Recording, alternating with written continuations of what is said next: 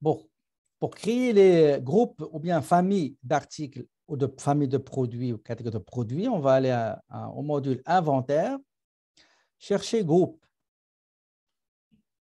et on va créer le groupe. On va les donner par exemple numéro 1, description peinture au latex, donc peinture au latex.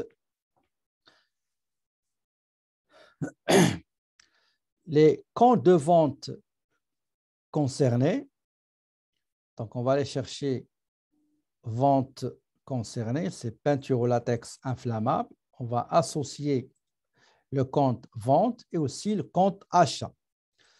Donc achat, classe 6, achat peinture au latex inflammable. D'accord? Donc, il n'y a pas d'exception de taxe. Les comptes de vente concernés quand on vend cet article-là, les comptes qui seront concernés par cette opération-là, cette transaction, c'est 5001 pour achat 6001 et j'enregistre. D'accord? Maintenant, une fois le groupe a été créé, je vais aller créer qu'est-ce qui va appartenir à ce groupe-là. Les membres de cette famille de groupe peinture au latex. Je clique sur produit, je sélectionne créer un produit, le numéro que vous avez ici, PALI, vous pouvez mettre d'autres, c'est alphanumérique. En langue française, quelle est la description? La description, c'est peinture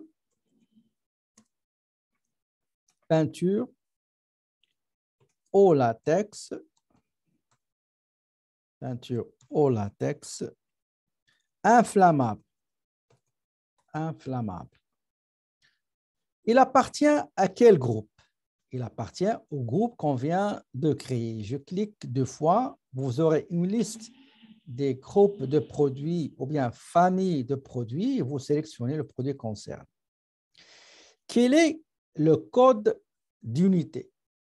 Le code d'unité, ça veut dire quoi? Ça veut dire que est-ce que c'est le kilogramme? Est-ce que c'est boîte? Est-ce que c'est douzaine? Est-ce que c'est la pièce? Est-ce que c'est mètre carré, mètre cube, mètre linéaire, litre, etc. Donc ici, c'est unité.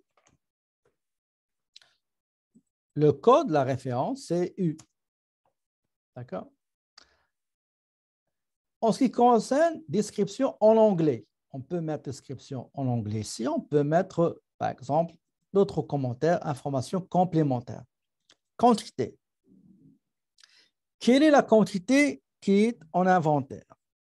Si vous avez, par exemple, en inventaire, vous avez, par exemple, soit disons 50 unités ou 30 ou 40, peu importe. Ça, une fois vous faites des achats et des ventes, vous allez voir que cette case-là, ça va se mouvementer au fur et à mesure qu'il y a des transactions, des flux concernant l'inventaire. En démo, vous avez 5 quantités en démonstration ou bien envoyé en réparation, etc. Quel est le fournisseur qui vous fournit?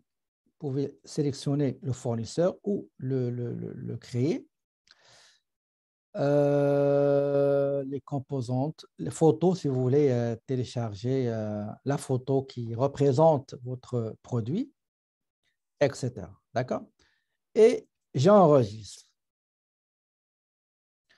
Maintenant, j'ai un produit créé qui appartient à un groupe qu'on a créé, qui est groupe peinture au latex.